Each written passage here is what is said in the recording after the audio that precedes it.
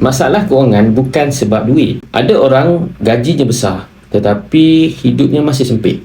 Ada orang income dia sederhana tapi masih lagi boleh menyimpan. Beza keduanya bukan pada jumlah duit tetapi pada cara duit itu diurus. Sebenarnya masalah duit tak semestinya kita kena tengok kepada berapa pendapatan kita.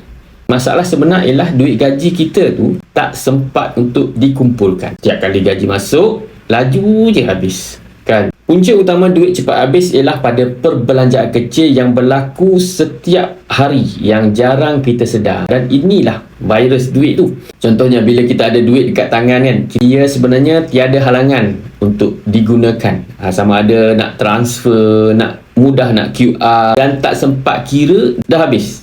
Tu yang tak boleh berkumpul tu.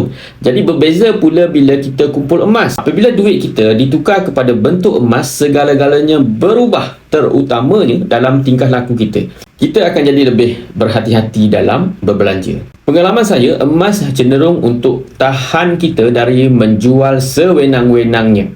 Di sinilah bermulanya disiplin. Bagi saya, emas ni bukan sekadar aset dan bukan sebagai simpanan. Ia adalah alat terapi untuk membantu manusia macam kita ni mengawal diri bila menghadap dengan wang lah. Ia melambatkan pergerakan wang keluar daripada poket kita. Sebab itu, orang yang berjaya dalam kewangan bukan sekadar pandai cari duit. Mereka pandai urus duit. Iaitu, dia tukar duit dia kepada aset yang lebih sukar untuk hilang. Iaitu, emas. Sebab itu, tuan-puan, kaedah kena betul. Hasilnya pasti akan ikut. Untuk tips seterusnya, follow saya.